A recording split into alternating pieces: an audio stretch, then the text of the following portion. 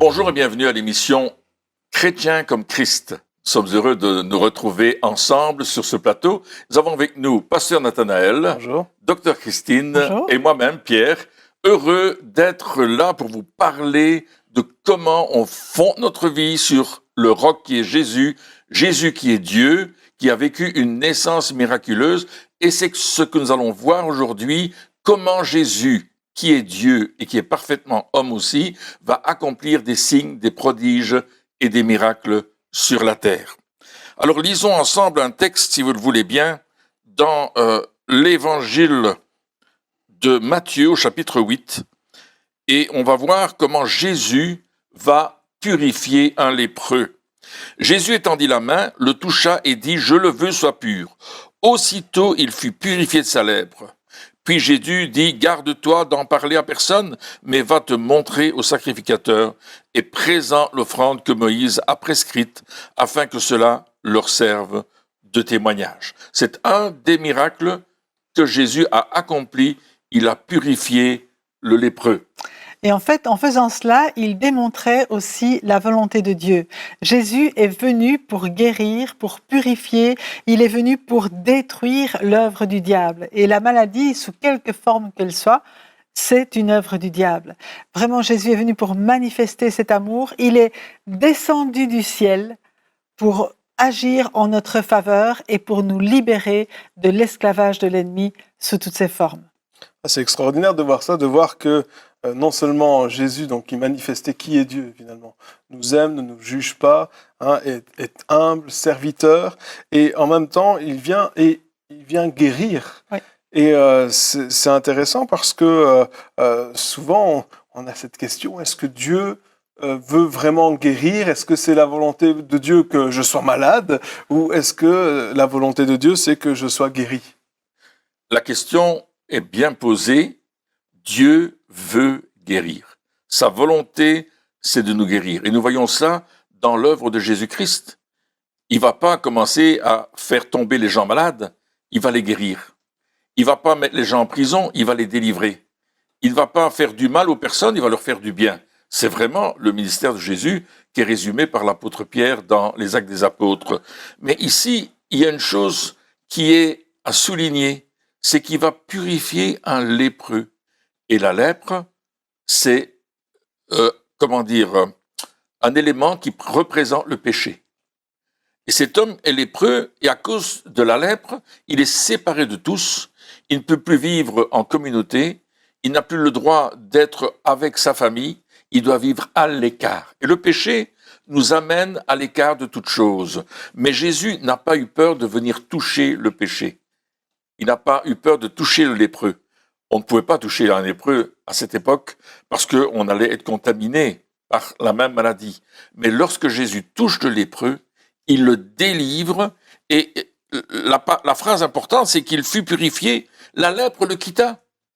Et cet homme a été purifié, sa peau est redevenue saine en un instant.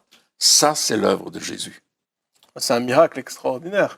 Et je pense que lorsqu'on est chrétien, alors ça veut dire que si on veut être chrétien comme Christ, alors non seulement on doit manifester l'amour, le service, l'humilité, mais les miracles aussi.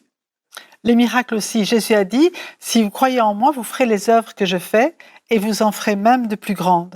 Mais ce qui est spécial par rapport à Jésus et qui doit être dans notre cœur aussi, c'est la compassion avec laquelle il va pour guérir les malades. Ce lépreux avait dit, Seigneur, si tu le veux, tu peux me rendre pur. Et immédiatement, Jésus n'a pas réfléchi une minute, il a dit immédiatement, oui, je le veux, sois pur. Il l'a pris, sa compassion a été plus grande que la crainte d'être contaminé. Et pour nous aussi, ce qui doit nous amener à guérir les malades et à aller vers les autres, ça doit être l'amour de Dieu en nous, ça doit être la compassion, le désir vraiment de les voir bien, de les voir en bonne santé, de les voir lavés et purifié. Parce que ce que Dieu fait, il agit dans notre tout entier. On avait abordé un peu le sujet que nous sommes Trinité, esprit, âme et corps. Eh bien, Dieu, quand il vient nous restaurer, il restaure notre esprit, il vient restaurer notre âme et il vient restaurer notre corps. Parce qu'il nous a créés tout entier et il nous veut tout entier pour lui et en bonne santé. La question qu'on entend souvent, c'est oui, Jésus guérissait les malades il y a 2000 ans, mais est-ce que la guérison, est-ce que les miracles que Jésus a fait, est-ce que c'est encore pour nous aujourd'hui ou est-ce que ça s'est arrêté avec les apôtres peut-être? Rien dans la Bible ne montre que les miracles, les signes, les prodiges se sont arrêtés. Bien au contraire, Jésus nous dit, voici les miracles qui accompagneront ceux qui auront cru. En mon nom, ils chasseront les démons, ils parleront de nouvelles langues, s'ils boivent quelques breuvages mortels, ça ne fera pas de mal, ils prendront des serpents, il n'y aura aucun problème. Ils imposeront les mains aux malades et les malades seront guéris. Donc, effectivement, Jésus, lorsqu'il a envoyé les disciples, il les a envoyés pour guérir. Et de la même manière, avant de monter au ciel, il nous donne ce dernier ordre d'aller et de guérir, de faire de toutes les nations des disciples, les baptisant au nom du Père, du Fils et du Saint-Esprit, mais il rajoute « enseignez-leur ». Enseignez-leur. Et l'enseignement, c'est aussi la mise en pratique. Si tu as un enseignement que tu ne mets pas en pratique, ça ne sert pas à grand-chose. Mais là, il parle de mettre en pratique, enseigne-leur ce que je vous ai prescrit, enseigne-leur. Et qu'est-ce que Jésus a prescrit? D'aller et de guérir les malades, de ressusciter des morts et de dire « le royaume des cieux est proche ». C'est ça que Jésus nous dit de faire. Et c'est intéressant parce que Jésus, lorsque on le voit à l'œuvre, on voit souvent, enfin en tout cas dans certains passages, il est écrit qu'il guérissait tous les malades. C'est ça. Et par contre, aujourd'hui, lorsqu'il y a encore des réunions où on prie pour les malades, ou même nous-mêmes, si on prie pour des malades, ils ne sont pas tous guéris. Quelle est l'explication? Pourquoi? L'explication, peut-être qu'on peut d'abord relire un passage où justement Jésus guérit les malades dans Matthieu chapitre 8, versets 14 à 16, et puis on reviendra sur ta question. Donc Jésus se rendit à la maison de Pierre, il vit la belle-mère de Pierre qui était couchée avec de la fièvre, il lui toucha la main et la fièvre la quitta, puis elle se leva et le servit. Le soir venu, on amena vers Jésus de nombreux démoniaques. Il chassa les esprits par sa parole et guérit tous les malades. Ainsi s'accomplit ce que le prophète Ésaïe avait annoncé. Il a pris nos faiblesses, nos infirmités, et il s'est chargé de nos maladies. Le fait que Jésus guérit les malades, c'est l'accomplissement de ce qu'il a accompli à la croix, c'est l'accomplissement de la prophétie d'Ésaïe. Mais on sait qu'à la croix, Jésus a pris non seulement nos péchés, et on aime croire, et nous croyons de tout notre cœur que nos péchés ont été pardonnés parce que Jésus les a portés à la croix, mais de la même manière, il s'est chargé de nos maladies. C'est quelque chose qu'il a fait il y a 2000 ans et qui va de pair avec le salut éternel. Et donc, il n'y a aucune raison de dire, mais aujourd'hui, ça ne se passe plus. Alors pourquoi, je reviens à ta question, pourquoi est-ce qu'aujourd'hui tout le monde n'est pas guéri? Eh bien, j'ai une bonne nouvelle, c'est qu'il y a de plus en plus de malades qui sont guéris. C'est comme si c'était un domaine qu'on devait reconquérir parce que peut-être par l'incrédulité, par le manque de pratique, par des tas de théories, de mauvais enseignements disant justement que c'était terminé, on n'a pas vu beaucoup de malades guéris dans les siècles passés. Mais maintenant, Dieu vraiment rappelle ça à son Église en disant « mais je suis toujours le même ». Jésus-Christ est le même hier, aujourd'hui, éternellement. Je suis toujours le Dieu qui guérit. Je suis toujours le Dieu qui se démontre. On a appris pendant des années, moi j'ai appris, mais Dieu, il faut y croire, il ne se démontre pas. Mais si, Dieu veut se démontrer. Il ne veut pas qu'on croie en du vent, en espérant que peut-être bien c'est vrai. Il est là pour nous montrer, pour nous témoigner son amour, et il le fait de plus en plus encore aujourd'hui à travers la guérison divine. Et on assiste à des rencontres où, je ne vais pas dire tous les malades sont guéris, mais il y a quand même une multiplication qui se fait. Je pourrais dire que, faute d'enseignement, le peuple périt. Et on a omis pendant un temps de parler de l'œuvre parfaite de Jésus à la croix, et notamment de la puissance de guérison de Jésus-Christ. Ils prieront, ils imposeront les mains aux malades en mon nom, et les malades seront guéris. C'est un enseignement sur lequel il faut revenir aujourd'hui et qu'il faut pratiquer. Il faut commencer à prier pour les malades dans le nom de Jésus, et le Saint-Esprit va nous conduire pour que nous fassions cela de mieux en mieux et qu'on voie de plus en plus de guérisons, de vraies guérisons. Si je comprends bien, si on n'a pas encore réussi à conquérir complètement ce domaine de la guérison, le seul moyen d'avoir 100% de résultats, c'est de ne rien faire. Comme ça, on a 100% de non-guérison. De non-guérison. Mais en même temps, c'est vrai, si c'est pas parce que justement on voit pas à 100% qu'il faut pas prier pour voir les malades. Et c'est ça qu'on disait. Donc oui, c'est vrai, il y a un manque d'enseignement, mais si je comprends bien, il y a aussi un manque de pratique. Absolument. Et peut-être une peur Oui. Oui, mais si je prie et que ça fonctionne pas, qu'est-ce que je dois faire? Comment est-ce qu'on peut surmonter cette peur et qu'est-ce qui se passe si ça marche pas? Qu'est-ce que je fais? C'est une bonne question. Mais c'est une bonne question. La première chose qu'il faut se dire, 1, il faut croire que Dieu veut guérir. 2, c'est pas nous qui guérissons, c'est à travers les meurtrissures de Jésus que les gens sont guéris. 3, on va mettre notre foi en action pour que les malades autour de nous soient guéris. Et je vais croire, quand je prie pour quelqu'un, que Dieu fait une œuvre dans sa vie, une œuvre de délivrance, une œuvre de guérison, une œuvre de restauration. Et comme tu le disais, plus je vais prier, plus je vais voir du résultat. Et moi, j'aime, quand je prie pour les gens, leur demander ce qui se passe. Quelqu'un est venu me trouver l'autre jour, une grosse douleur dans le dos, double hernie discale, et il m'explique que j'ai une double hernie discale, et je lui dis, est-ce que tu veux que je prie pour toi? Il me dit oui. Est-ce que tu crois que Jésus peut te guérir? Il m'a dit oui, je crois qu'il peut me guérir. Je dis, mais en plus, il veut te guérir. Donc, je lui ai imposé les mains dans le nom de Jésus, et j'ai demandé au Saint-Esprit de guérir cet homme. J'ai dit, Seigneur, maintenant, je prie que cet homme soit guéri. Et je lui ai dit, sois guéri dans le nom de Jésus. Et ensuite, je lui ai demandé, maintenant, fais quelque chose que tu n'étais pas capable de faire avant que je ne prie pour toi. Et cet homme s'est abaissé, il a touché ses pieds en se pliant en deux. Il s'est redressé, je lui ai demandé, est-ce que la douleur est là? Il dit, non, donc il dit, ça, j'étais incapable de faire. Je n'étais plus capable même de lasser mes lacets. Impossible de lasser mes chaussures parce que j'avais tellement mal. Je devais prendre des calmants, mais aujourd'hui, je n'ai plus mal. Et on a revu cet homme plus d'une année après. Il nous a rendu ce témoignage que plus jamais il avait été malade ou handicapé de ce problème de double hernie discale. Jésus l'avait tout simplement guéri. Amen. C'est extraordinaire de voir ce que Dieu peut faire, et ce serait quand même dommage de priver les gens de guérison juste parce qu'on a peur ou juste parce qu'on n'ose pas.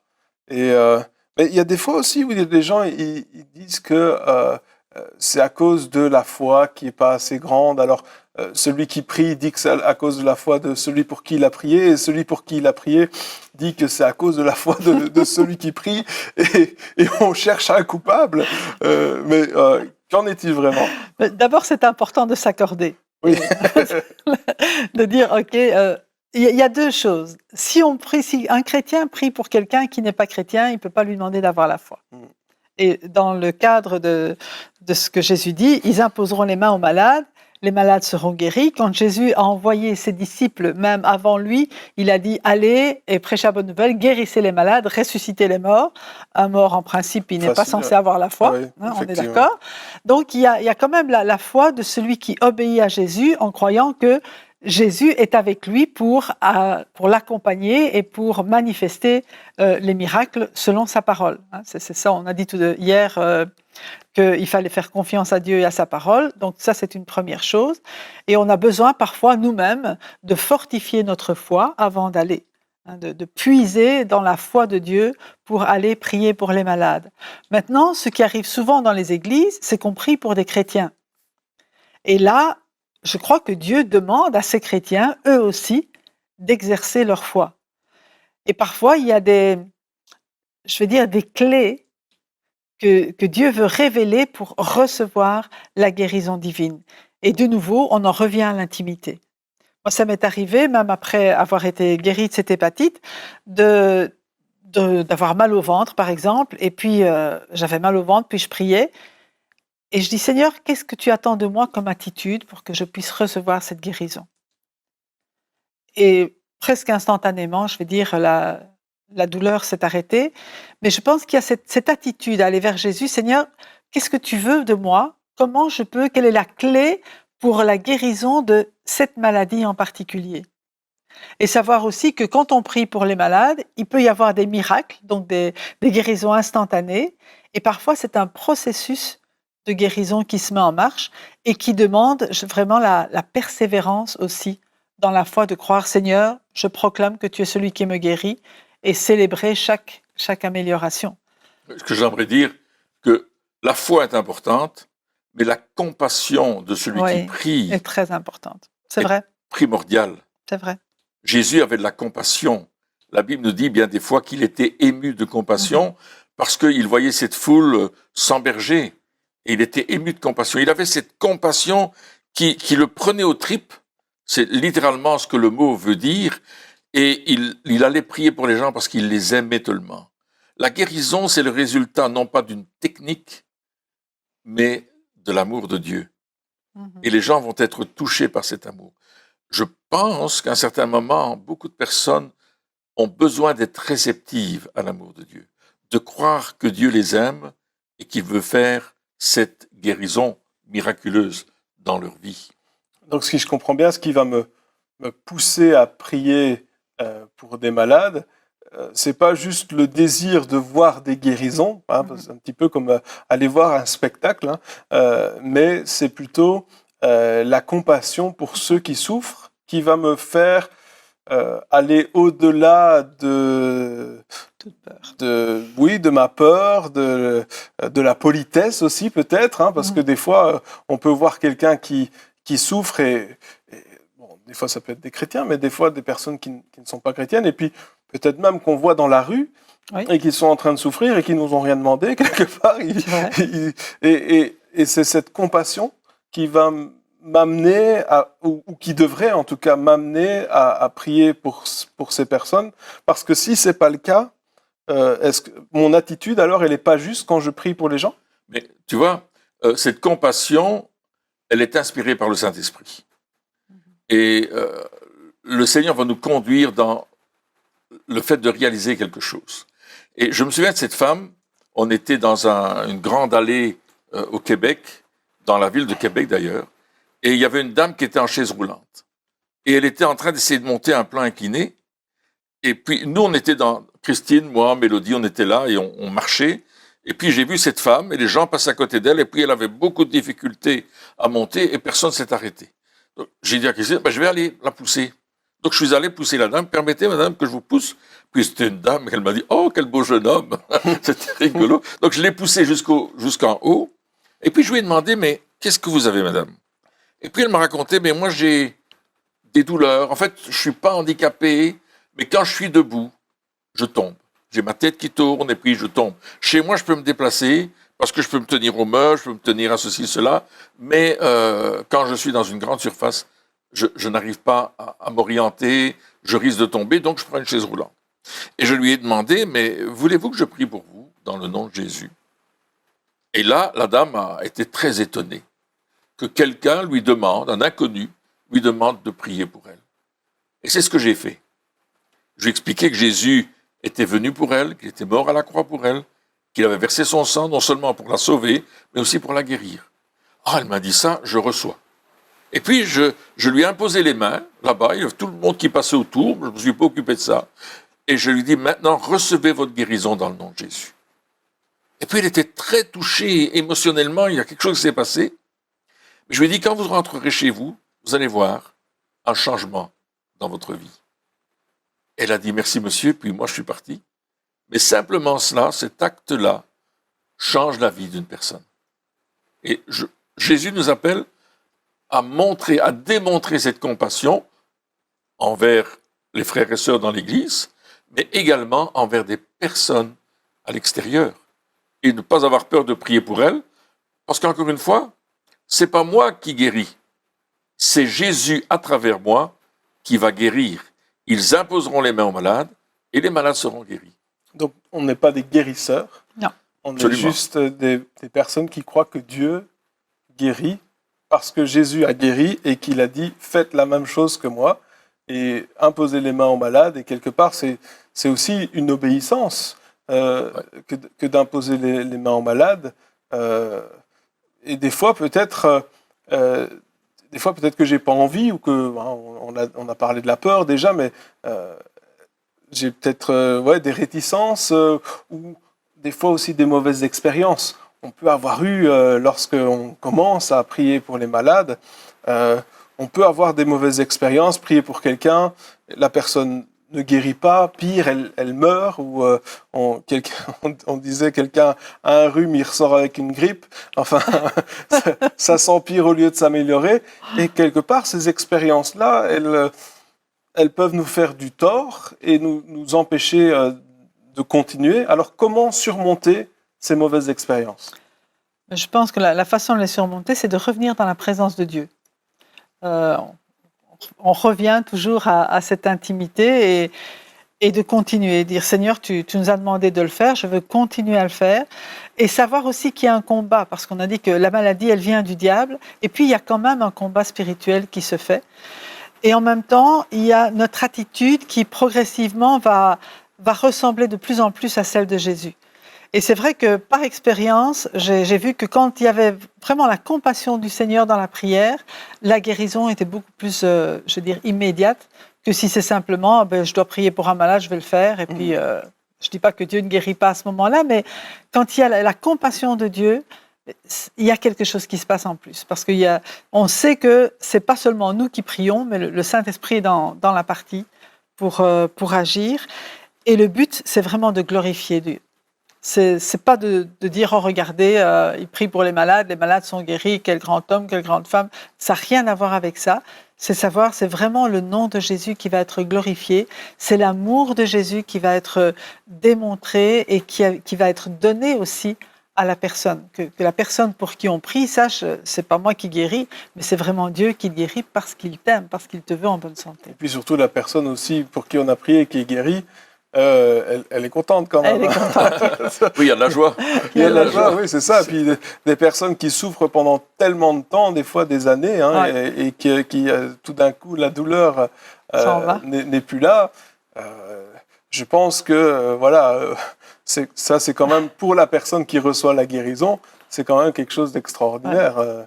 Je rajouterai ceci, c'est que retour dans l'intimité, mais aussi fortifier notre foi par rapport aux passages bibliques qui enseignent et qui parlent de guérison, qui prophétisent la guérison dans l'Ancienne Alliance et dans le Nouveau Testament, les actes de guérison de Jésus dans les 4 évangiles et également dans les actes des apôtres.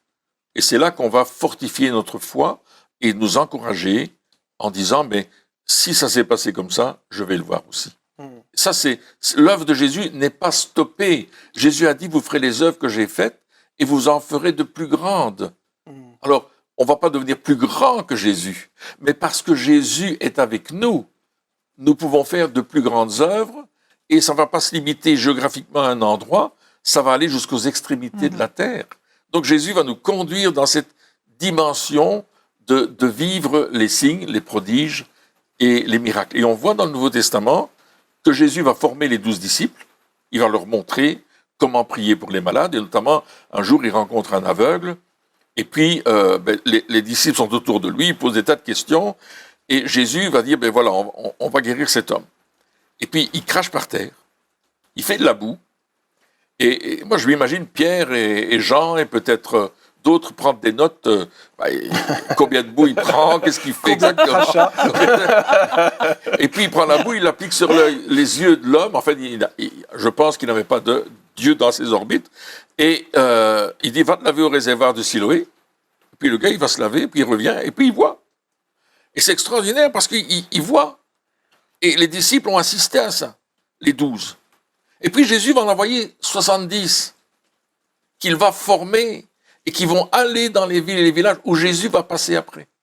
Donc il va passer de 12 à 70. Et puis il va nous dire à nous, allez et faites de même. Et il y a cette multiplication que si tous les chrétiens se mettent à évangéliser, à prier pour les malades, à annoncer l'évangile, parce qu'il est dit, voici les signes qui accompagneront ceux qui auront cru. On va prêcher la parole qu'on a crue, qu'on a reçue nous-mêmes, et elle va être accompagnée de signes, de prodiges et de miracles. C'est intéressant cette histoire de boue. Enfin, c'est marrant. Enfin, je ne sais pas si c'était marrant à l'époque où ça s'est fait. Je pense qu'il fallait quand même avoir du cran pour cracher par terre puis mettre la boue. Je ne sais pas si aujourd'hui dans une réunion, si quelqu'un dit écoute, oui, tu as un problème, je vais prier pour toi, je te crache dessus et ça fait un peu bizarre. Mais est-ce que ça veut dire aussi que au niveau méthode, de la méthode que Jésus utilisait, est-ce que ça veut dire qu'il se laissait inspirer aussi quand il priait? Parce que finalement, je pense pas que c'est dans un livre, un manuel de la guérison, voici comment on prie pour un aveugle, nous crachons par terre.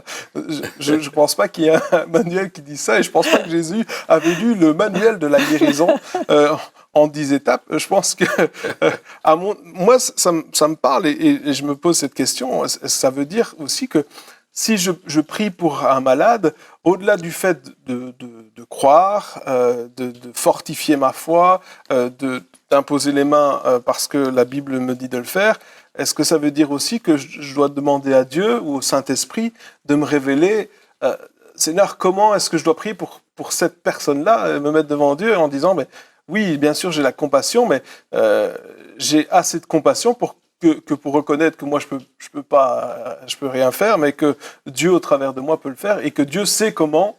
Et on parlait de clé, donc Dieu connaît la clé qui va me permettre de dire les bonnes paroles ou de faire les bons gestes pour avoir une guérison. J'ai une anecdote assez intéressante. On était en Suisse dans une réunion des hommes d'affaires du plein évangile, et puis il y a un monsieur qui s'avance pour la guérison. Je priais pour les malades à ce moment-là, et il me dit, qu'il dit, j'ai des terribles douleurs d'estomac et ça fait vraiment très mal. Est-ce que vous pouvez prier pour moi? Et puis moi, je me suis mis devant Dieu. Là, il était devant moi. J'ai dit, Seigneur, qu'est-ce que tu veux? Le Seigneur me dit, prie pour sa nuque. Alors, je lui impose les mains sur sa nuque. Je dis, sois guéri au nom de Jésus. J'ai pas parlé français. Et le monsieur, il est parti et il s'est dit, il est fou, le gars. Mon estomac, la nuque, il a aucune connaissance de l'anatomie humaine, il ne connaît rien du tout. Il y a une petite distance. Quand même. Et il est rentré chez lui, et le lendemain matin, il est allé promener son chien. Et quand il est revenu, sa femme lui dit, mais tu n'as pas pris tes médicaments que tu prends d'habitude? Et il s'est aperçu que le mal de tête qu'il avait depuis 10 ans avait disparu complètement. Et en fait, il prenait des médicaments pour soulager ce mal de tête, et ces médicaments avaient une influence sur son estomac. Il était guéri. Mais il n'était pas guéri de l'estomac parce que j'avais pris pour son estomac. Il était guéri de sa tête, 10 ans de douleur terribles, des maux de tête terribles, disparus en quelques instants. Et son estomac, bien sûr, allait suivre dans la guérison, tout naturellement, parce qu'il ne prendrait plus tous ces médicaments antidouleurs, etc.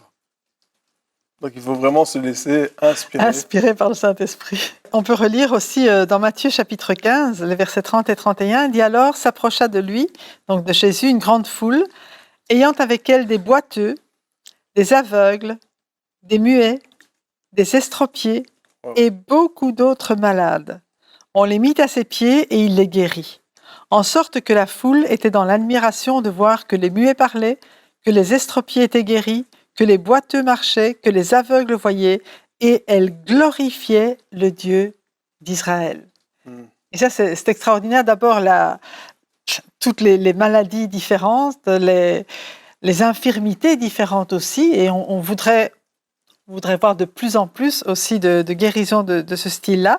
Et je crois que Dieu est en train de l'amener dans nos pays, parce que si on va voir dans d'autres pays comme l'Amérique du Sud, comme la Chine, ou des pays comme ça, où les maladies, elles sont guéries, je veux dire, beaucoup plus, probablement qu'on a encore beaucoup, trop de raisonnements qui limitent la puissance de Dieu. Tu parlais tout à l'heure de pourquoi on ne voyait pas toujours toutes ces guérisons, mais je crois qu'on raisonne encore tellement ici en francophonie, et on a besoin d'abandonner de plus en plus notre raisonnement pour croire que ce que Dieu fait, il le fait encore aujourd'hui. Amen. Et c'est intéressant de voir que les gens s'approchaient de Jésus pour avoir cette guérison. Et donc, quelque part, C'est vrai que nous nous approchons de Jésus qui, lui, guérit au travers de nous, mais finalement, c'est toujours cette proximité avec Amen. Dieu qui est importante.